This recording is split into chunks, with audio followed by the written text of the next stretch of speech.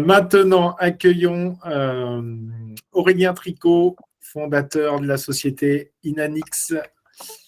Voilà, Aurélien, oui. Tu peux prendre le partage d'écran. Donc, bonjour à tous, donc Aurélien Tricot, je suis le fondateur et président d'Inanix. Inanix, qui est une société de conception de drones sur mesure pour des besoins bien spécifiques. Donc, j'ai commencé par un bref historique.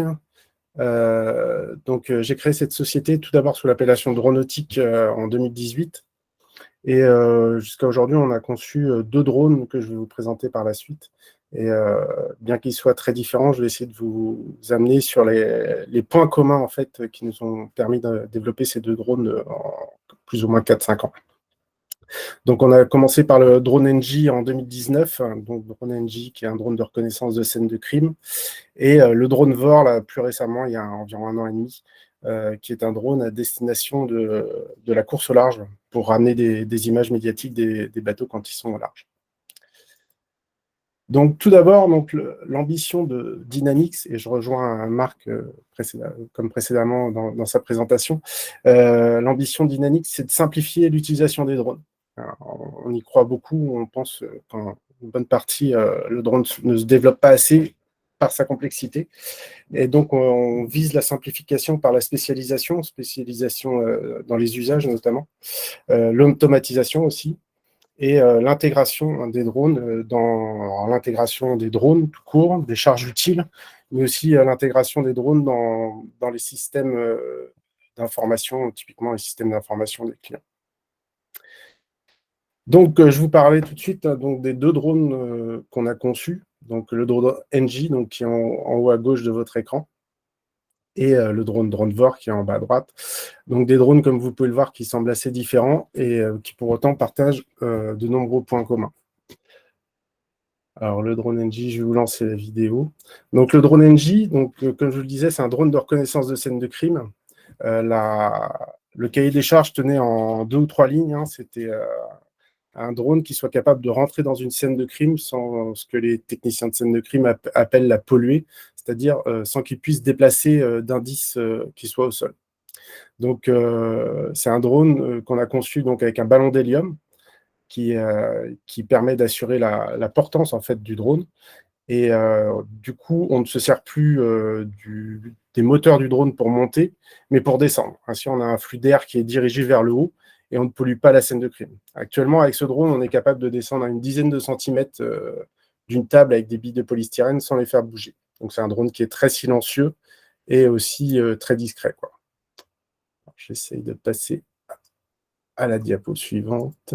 Voilà. Donc, c'est un drone qui est tout petit. Il y avait une grosse problématique de poids, sans jeu de mots. C'est un drone qui permet de filmer avec une caméra fisheye à 180 degrés, qui permet de produire derrière des vidéos immersives. Donc, tous les flux sont cryptés et il y a environ 30 minutes d'autonomie. On a ainsi, pour simplifier encore une fois l'usage, développé une interface spécifique utilisateur qui se base sur des lunettes de réalité virtuelle. Et ça a été développé en partenariat avec l'IRCGN, qui est l'Institut de recherche criminelle de la Gendarmerie nationale. Autre drone, alors là, qui pour le coup, en termes d'usage, n'a rien à voir, c'est le drone VOR. Donc le drone VOR, qui est un jeu de mots avec Donvor, qui vient du breton Donvor, qui est au large en fait en breton, et qui est un drone étanche flottant, sécurisé et surtout entièrement automatisé. Donc c'est un drone qui est à destination du nautisme et plus particulièrement de la course au large, puisque je ne sais pas si certains d'entre vous suivent un petit peu les étapes de la route du Rhum, enfin la route du Rhum ou le Vendée Globe, des courses comme ça. Mais on a assez peu d'images des bateaux quand ils sont au large. Donc l'objectif de ce drone, c'est de ramener ces images pour les médias. Sachant que les skippers sont bien sûr absolument pas des pilotes de drone et qu'ils ont autre chose à faire que de piloter un drone pendant qu'ils régatent. Donc on a conçu un drone qui est encore une fois simple à utiliser. Alors simple à utiliser parce qu'il est entièrement automatique, du décollage à la phase de film et l'atterrissage qui est automatisé dans un filet muni d'une cible. Donc les cibles qui sont des cibles assez standards aujourd'hui dans le monde du drone, bien que celle-là on l'a un petit peu modifiée. et simple à utiliser aussi pour la partie programmation, c'est-à-dire qu'on a redéveloppé toute une interface, là aussi à travers une appli mobile, pour programmer la mission, mais non plus programmer la mission comme on le fait à travers nos applis standards, qui permettent de programmer des waypoints géographiques. Là, toute la mission se programme en mode suivi du bateau. Donc, ces 2 drones sont encore en phase de prototypage.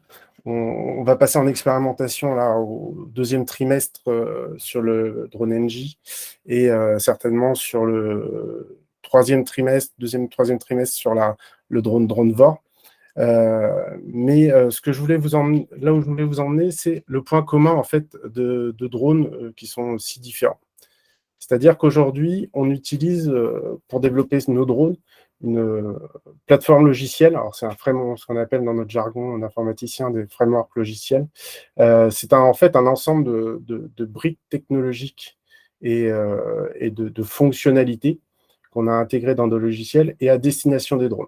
C'est-à-dire que plus prosaïquement, c'est une solution qui nous permet d'interconnecter les drones entre eux, leur charge utile, et d'automatiser les traitements.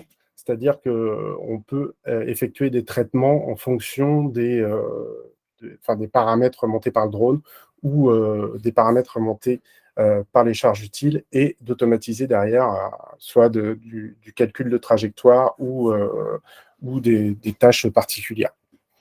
Donc, comme je vous disais, principale fonction, donc gestion multi-drone, on peut l'intégrer dans le drone ou sur des serveurs, des transferts de données cryptées avec des interfaces extérieures.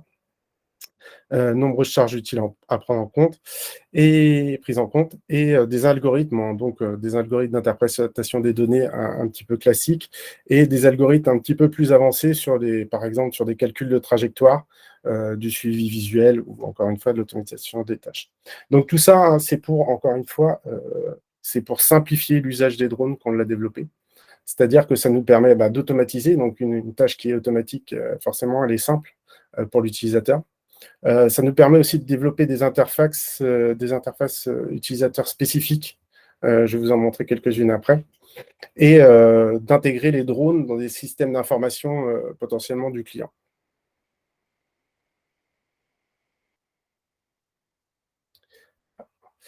Donc, je vous parlais d'interfaces spécifiques pour les clients. En fait, pour les utilisateurs, nous pensons que c'est un des enjeux majeurs, c'est-à-dire que l'utilisateur, en général, il prend un drone pour un usage, enfin, certains utilisateurs du moins, et ils n'ont pas envie d'avoir une multitude de boutons à la cockpit de Boeing 747. Donc, on simplifie les interfaces, et ça, c'est permis grâce justement à notre logiciel qui nous permet d'exposer en fait les données du drone de manière plus simple. Donc, on simplifie les interfaces. Donc, vous avez par exemple ici l'interface de téléphone mobile pour le drone VOR, et en dessous l'interface pour le drone NG. Donc, ces 2 interfaces sont en fait basées sur les mêmes briques techno, même si derrière leur look and feel sont complètement différents. Et à côté de ça, notre logiciel nous permet aussi, par exemple, de participer à un challenge de l'armée qui, lui, permet de mettre en avant toutes les fonctionnalités de notre plateforme, où on développe majoritairement 2 écrans, hein, donc un écran de cartographique et un écran utilisateur où on retrouve que les boutons. C'est les écrans qui sont sur la gauche de l'écran. Que les boutons qui vont intéresser réellement l'utilisateur final pour cette mission. Alors, ce challenge, c'est le challenge COMA. Je ne sais pas s'il y a d'autres entreprises ici qui y participent. Et nous, on a choisi cette